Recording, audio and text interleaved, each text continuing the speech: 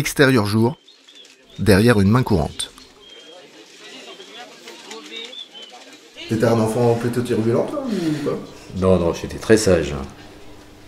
J'étais très sage, non, j'ai pas eu de... Non, j'étais pas turbulent, non. J'étais un peu colérique parce que j'aimais toujours un peu compétitif, gagner, être le premier, donc quand on jouait, j'étais mauvais perdant, quoi. Mais sinon, non, j'ai jamais été très difficile à cerner, hein.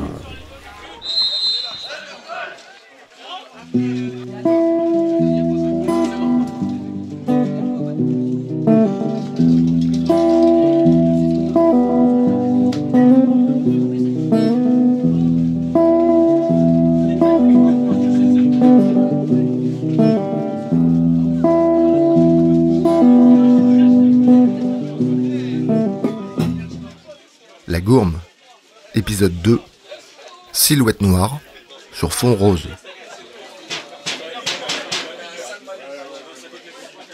Je m'appelle Jackie, je suis retraité depuis quelques années après avoir travaillé dans la métallurgie où j'ai fait toute ma carrière. Après les études, le bac, je suis rentré dans cette entreprise. J'ai eu une petite coupure due à l'armée qui a duré 1 an. Et j'ai repris le travail dans cette entreprise où j'ai gravi différents échelons, commencé par manipuler le produit jusqu'à devenir formateur et par la suite dans une cellule qui consiste à améliorer les différents paramètres de fabrication.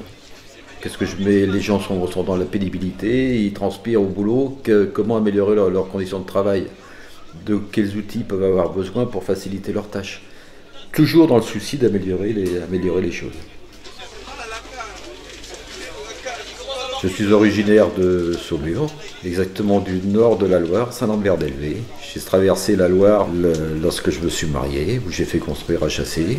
Et donc ça fait depuis 84 qu'on habite ici. Notre principale demeure durant toute de notre vie, quoi.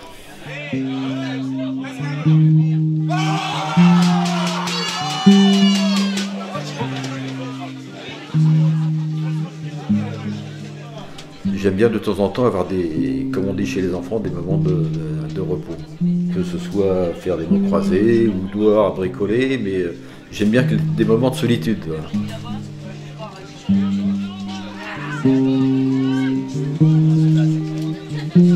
J'ai 2 enfants, dont je suis très fier.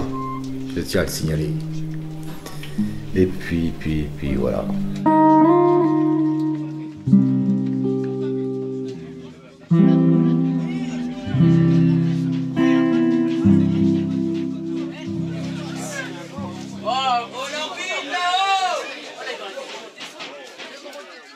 Donc c'est une anecdote que l'on a vécue, j'avais 18 ans à peu près, et puis j'étais accompagné de mon beau-frère qui faisait l'école des mousses de sous-mariniers à Toulon, qui était en perme, et on s'était retrouvés sur la côte vendéenne, et puis bon, il vivait bien, on était jeunes, on s'amusait bien, et puis un soir, peut-être, on s'était peut-être mieux amusé que d'autres jours, toujours est-il qu'on avait fini en boîte de nuit, dans une boîte qui s'appelait le Prosper Club. Et puis donc on était descendu dans cette boîte, on s'y amusait bien. Et puis au bout d'un certain temps, on a vu les gendarmes arriver. Les gendarmes arrivaient, tout le monde se posait des questions et on avait su qu'ils avaient été appelés par les dirigeants de la boîte parce qu'il s'était produit un vol de sac à main. Donc les gendarmes faisaient le tour de la boîte, restaient à votre place, montraient vos papiers d'identité, ainsi de suite. Donc mon beau-frère qui était à cette école des mousses avait une carte bleu-blanc-rouge. Donc lorsqu'il a présenté cette carte bleu-blanc-rouge aux gendarmes, ils nous ont laissé tranquilles de ce côté-là. Et puis ils continuaient leur investigation. Puis à un moment on a décidé de partir parce que bon, l'ambiance de ce fait, l'ambiance était un peu tombée, quoi. Donc c'est une boîte qui était située en sous-sol. Il fallait remonter une petite rampe pour en sortir. Et au milieu de cette rampe, il y avait une petite table sur laquelle il y avait des autocollants à l'effigie de la boîte. C'est-à-dire c'était des petits autocollants circulaires, fond rose. Et il y avait une silhouette noire d'une tête de personnage avec un chapeau melon. Donc on prend une petite épaisseur d'autocollant et on sort de la boîte. Et face à nous, il y avait l'estafette des gendarmes. Et je ne sais pas ce qui nous a pris. On a enlevé le papier protecteur et on a collé je ne sais combien d'autocollants sur l'estafette de la gendarmerie. Une fois que le délit était commis, on est rapidement parti. On avait certainement pris la poudre d'escampette, puisque je me souviens un peu de la suite. Alors pourquoi on a fait ça, j'en sais rien. Il y avait quand même l'adrénaline qui était... Au bout d'un certain temps, on s'est dit, oh là, peut-être qu'on arrête, parce que ce que l'on fait là, c'est pas très bien quand même. C'était quelque chose d'incontrôlé sur le moment. Bon, disons que le résultat, je le trouve encore aujourd'hui cocasse, marrant. Donc je ne le regrette pas du tout. Non, il y a des choses qu'on peut permettre, il y a des choses qu'on peut tolérer. Non, tant qu'il n'y a pas d'outrage, il n'y a pas de... Ça reste bon enfant, même si c'est quelque chose qui est pas très agréable pour celui qui reçoit, enfin la victime, entre guillemets, quoi. Parce que c'est pas vraiment une victime, c'est un peu le dindon de la farce, quoi. Mais bon, non, si ça reste bon enfant, il n'y a aucun souci. Hein.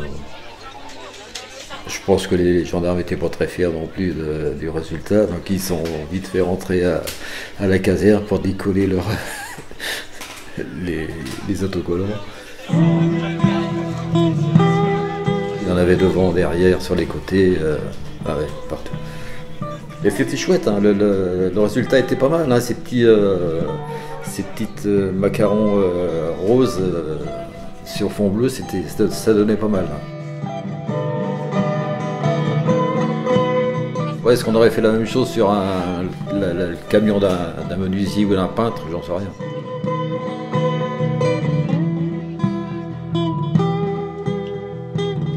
Ça, c'est une anecdote dont on se souvient tous les deux et on en parle encore quelques fois. Ouais.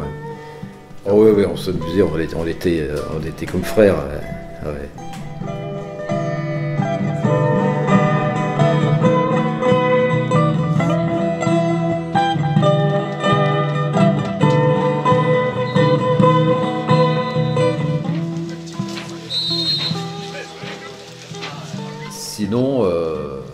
Sinon, bah oui, j'ai fait énormément de foot, depuis l'âge de 13 ans jusqu'à plus de 30 ans. Et je jouais à Saumur, et effectivement, avec nos potes à Saumur, on avait des lieux de rencontre, on passait énormément de temps ensemble. À tel point que toute l'amitié de ces années-là est restée. Hein. C'est une amitié très, très, très, très forte. Et on se voit encore, hein, on se côtoie encore. Je fais encore de l'exercice physique, de la marche avec certains. On se retrouve à chaque match, on a notre linéaire de main courante, et puis on se retrouve là lorsque l'équipe joue, avec les chambreurs du footeux, et puis les anecdotes de l'époque. Quoi.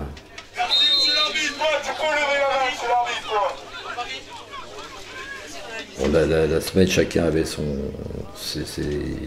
collège, ses habitudes. Certains étaient à l'extérieur, mais le samedi, on se retrouvait dès le samedi. On jouait le dimanche. Le dimanche soir, on était encore ensemble avant de repartir pour une nouvelle semaine. C'est toujours été mon truc. Ça. Quand j'étais gamin, je me souviens, on habitait à Saint-Lambert, face à l'église. Et devant l'église, c'était en contrebas, et puis il y avait une grande place, là. Et on se retrouvait avec les copains de là-bas pour jouer au foot. Et c'était bien avant les 13 ans. Même tout seul, chez moi, j'avais un ballon et je tapais dans le mur.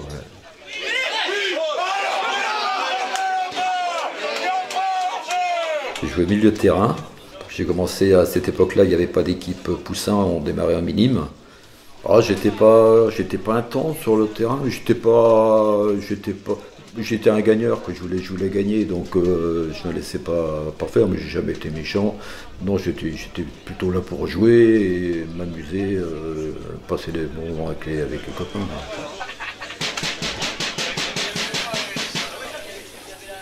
Par contre, je peux te raconter une petite anecdote quand même au niveau du foot. J'étais joueur, c'était en fin de carrière, et puis il y avait un penalty contre nous, qui avait fait la faute, j'en sais rien. Alors pour me montrer complaisant avec l'équipe adverse, j'avais pris le ballon et je l'avais placé sur le point de penalty. Mais ce qu'il n'a pas vu, c'est que j'avais fait une petite boulette de terre que j'avais placée devant le ballon. Donc inévitablement, lorsque le joueur a tiré, a tapé dans le ballon est monté et passé au-dessus de la barre transversale. Et il n'y en a qu'un seul qui a vu ce que j'ai fait, c'est le gardien de but qui était face justement qui voyait ce que je faisais, quoi. Ah, il dit, c'est le métier ça. Je me souviens, il m'avait dit, ah, c'est le métier ça. Expérience. Comment cette passion m'est venue, je ne sais rien, je sais pas. Non, on écoutait la radio le soir, le dimanche soir, pour écouter les résultats de match. Il n'y avait pas de télé. Et à cette époque-là, bon, je me souviens, avec mon père, on avait, parce qu'il fallait chercher la bonne station à la radio, c'est pas si performant que maintenant, pour avoir le résultat de l'équipe de Saumur qui jouait à cette époque-là en division d'honneur. Mais division d'honneur, c'était un haut niveau, il n'y avait pas toutes ces divisions intermédiaires entre le football amateur et le football professionnel. Ils étaient en haut du football amateur. Et donc les résultats étaient donnés à la radio. Ils allaient jouer en Bretagne, ils allaient jouer à Saint-Malo, à Brest et ainsi de suite. Donc on écoutait les résultats. Alors, lorsqu'on avait la chance de capter, et on avait le résultat de notre équipe le dimanche soir.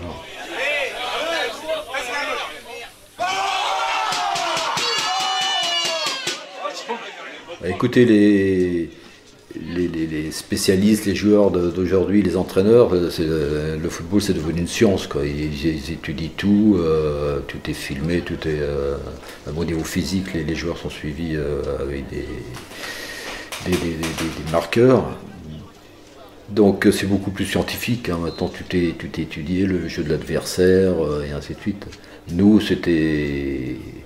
je me souviens, on avait des consignes, par exemple le numéro 6, il fallait qu'il marque le numéro 10 adverse, parce que le numéro 10 c'était le soi-disant meneur de jeu de chacune des équipes. Et on portait les numéros de 2 à, enfin le gardien c'était 20, de 2 à 11, tout le monde. Donc le 6 marquait le 10, il y avait des règles comme ça, les ailiers devaient déborder, c'était plus instinctif, alors qu'aujourd'hui ça n'a plus rien à voir, quoi.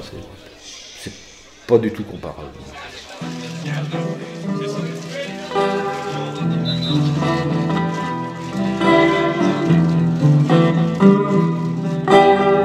Lorsque le foot s'est arrêté, atteint par la limite d'âge, parce que les jeunes allaient trop vite, j'ai fait du vélo. Donc le vélo, j'ai arrêté le vélo de route parce que faut être assidu pour être bien sur la route, hein, lorsqu'on a une petite grimpette devant et puis que ça nous paraît le tourmalet, c'est pas bon signe. Hein. Faut sortir minimum 3 fois dans la semaine pour être bien, quoi. Puis c'est quelque chose que je n'impose pas, donc j'ai passé à côté.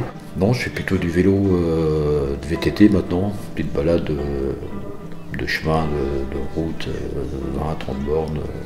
Là, on ne compte plus. Le vélo de route, la différence, c'est que le vélo de route, on compte en kilomètres et puis en performance. À quelle vitesse j'ai roulé, on a mis combien de temps, on a fait ci, on a fait ça. Alors que le VTT, c'est complètement différent, c'est dilettante. On dit j'ai fait 1 heure de VTT ou j'ai fait 1 heure et demie de VTT. Quelles que soient les vitesses, on s'arrête, on regarde. C'est complètement différent.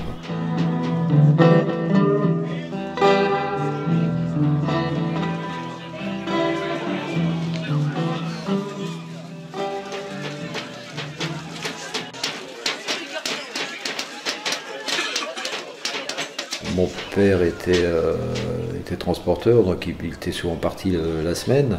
Donc on restait avec ma mère, 3 enfants. Bon, il fallait une certaine discipline parce qu'elle était toute seule. Donc il y avait une discipline à la maison, c'est sûr. Quelquefois quand ça débordait, je me souviens, on avait le droit, comme ma tante, d'aller au coin ou d'être enfermé dans le placard. Mais bon, c'était bonne éducation, quoi, parce que bon, c'est vrai que ça a évité peut-être pas mal de dérives, et puis à l'extérieur, on n'a jamais fait de bêtises, de délits ou de choses comme ça, hein. Le respect, la politesse, ça a toujours fait partie de notre éducation, et par la suite, hein. Bon, mon père était le seul à travailler, il se donnait beaucoup de mal, hein. Il arrivait le vendredi soir, il était lessivé, et puis bon, bah, c'était un peu le burn-out, quoi.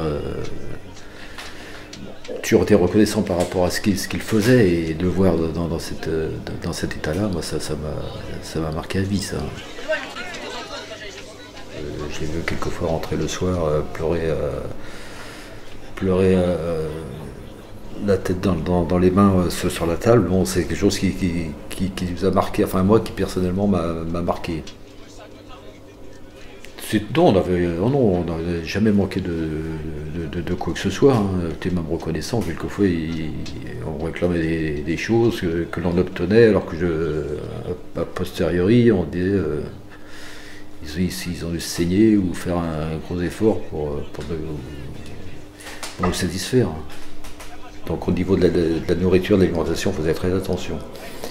On se tenait bien déjà à table, et on respectait la nourriture, on ne laissait jamais un morceau de pain, des choses comme ça. Donc c'est quelque chose que ça m'a marqué quand même. Ça, les enfants à table, j'ai toujours été assez, même certainement chiant avec eux sur ce sujet-là, parce que bien se tenir, correction, finir son pain, enfin tout ça, c'est vrai que sur ce point-là, je suis, et toujours, hein, ça c'est ancré en moi, et les petits-enfants peuvent en témoigner. Alors bon, je ne suis pas non plus taper sur les doigts, des choses comme ça, mais bon, je leur fais remarquer, quoi. Et je comprends que ça peut perturber ou gêner certaines personnes autour de la table qui sont pas comme moi. Ça, je le reconnais. Mais vraiment, ça m'érisse les poils, ça.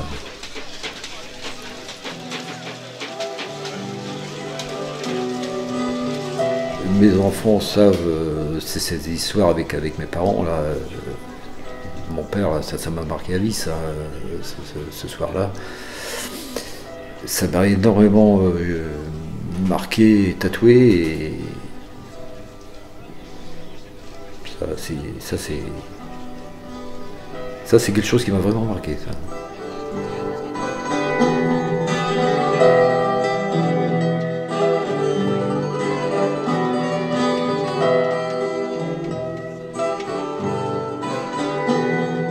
Moi j'ai toujours du mal à comparer. J'ai toujours du mal à comparer parce que le contexte n'est jamais le même. Le fond a changé. Donc le fond change, derrière la forme change aussi. Donc j'ai du mal, moi. Avant, il y avait des personnages, lorsqu'on était gamin, il y avait des personnages qui étaient respectés comme pas possible, c'était les instituteurs. Bon, c'est vrai qu'au niveau aujourd'hui, quand on voit ce qui se passe, c'est le respect qui a changé, c'est l'éducation en général, hein, le respect de l'autre, tenir compte qu'il y a quelqu'un en face, qu'il y a des choses que tu peux te permettre et pas d'autres. Il n'y a pas de retenue, mais bon, ça c'est les générations qui changent, c'est la communication qui change, c'est l'information qui change. Donc moi j'ai toujours du mal à... Je constate, c'est factuel, mais je peux pas dire c'était mieux avant, ou je veux pas dire qu'aujourd'hui les enfants sont impolis, c'est pas, mais ça a changé, quoi. Les rapports ont changé. Je vois, entre mes parents et moi, ils m'ont inculqué une éducation, bon, qui n'a pas été reproduite à l'identique entre moi et mes enfants. Ça s'élargit. Et plus les générations passent, plus ça s'élargit, parce que le contexte change aussi. C'est comme ça. Tu te souviens, toi, d'une bêtise, justement, à l'adolescence, qu'un de tes deux garçons a pu faire, que tu as appris à l'époque? Non, il y a plein de petites choses, mais comme je te dis, c'était sans gravité. Bon, c'est quelque chose qu'on peut tolérer de la part d'un enfant. Bon, il y a l'inconscience, il y a l'instinct du moment, Chacun a pu avoir des petits moments comme ça de folie, bon, mais sans importance. Mais bon, c'est normal, hein, on se lâche. Hein. Ils ont fait du foot aussi, hein, donc ils ont aussi cet esprit d'amitié et puis de groupe. Quoi. Ça a toujours été d'ailleurs. Ils sont très proches de leur cercle, du cercle qu'ils apprécient. Hein.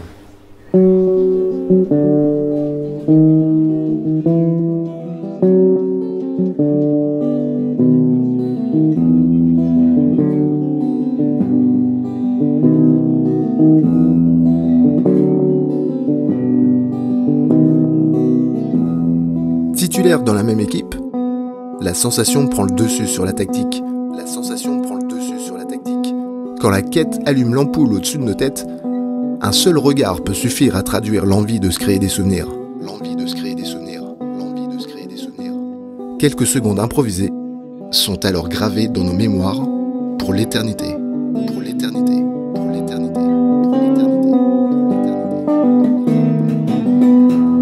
La Gourme, réalisé par Thibaut Martin. Musique, Pierre Brescia.